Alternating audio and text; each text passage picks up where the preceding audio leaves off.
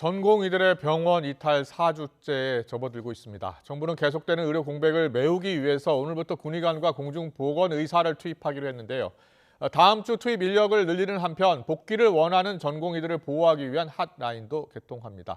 이런 가운데 의과대학 교수들의 반발 수위도 높아지고 있어서 의료 공백 사태가 확산할지 걱정입니다. 취재기자 연결합니다. 김혜은 기자. 네, 사회정책부입니다. 오늘부터 군의관과 공보위가 의료 현장에 투입이 됐는데요. 더 추가할 계획이라고요? 네, 맞습니다. 4주째 이어지고 있는 의료 공백을 해소하기 위해 의료 현장에 군의관 20명과 공중보건 의사 138명을 투입을 했는데요. 이들은 이틀 정도 교육을 받은 뒤 20개 상급 종합병원에서 근무할 예정입니다. 정부는 다음 주쯤 200명 정도를 추가로 투입할 예정인데 지역별로 중증 응급 의료 현장에서 수요를 파악해서 투입 인원을 정할 예정입니다.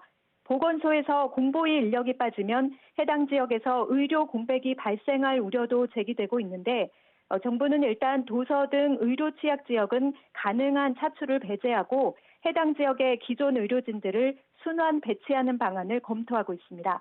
또 지난주 의결된 예비비 1,200억 원을 활용해서 인력이 부족한 상급 종합병원에 대체 인력을 투입할 계획입니다. 병원을 이탈한 전공의들 가운데 지난주까지 4,900여 명에게 면허정지 행정처분에 대한 사전 통지서가 발송됐습니다. 나머지 이탈 전공의들에 대해서는 차례로 사전 통지가 이뤄져 이르면 이번 주에 발송이 마무리될 것으로 보입니다. 정부는 행정처분 예고 전이나 또 행정처분이 진행되는 중에 복귀할 경우 정상 참작해서 선처하겠다고도 밝혔습니다. 또 내일부터 전공의 보호 신고센터를 운영해서 복귀를 희망하는 전공의들을 보호할 방침입니다.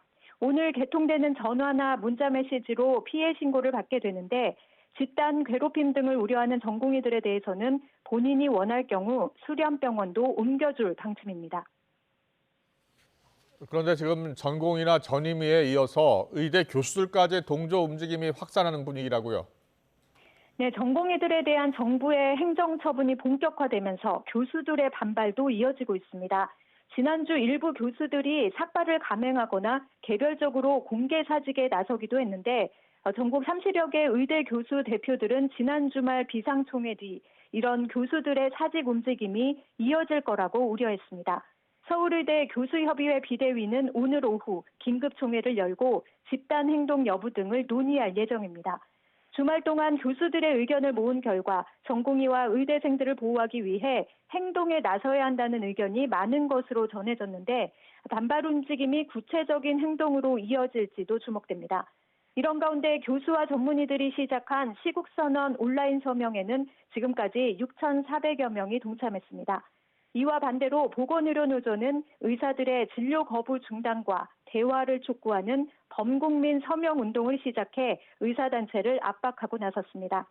정부는 의대 교수들의 움직임에 대해 환자 곁을 지켜달라고 호소하면서도 2,000명 증원에 대해서는 양보할 수 없다는 강경한 입장입니다. 이번 주 의대 교수들의 행동이 본격화하느냐에 따라 4주째 이어지는 의료 공백 사태가 분수령을 맞을 것으로 보입니다. 지금까지 사회정책부에서 전해드렸습니다.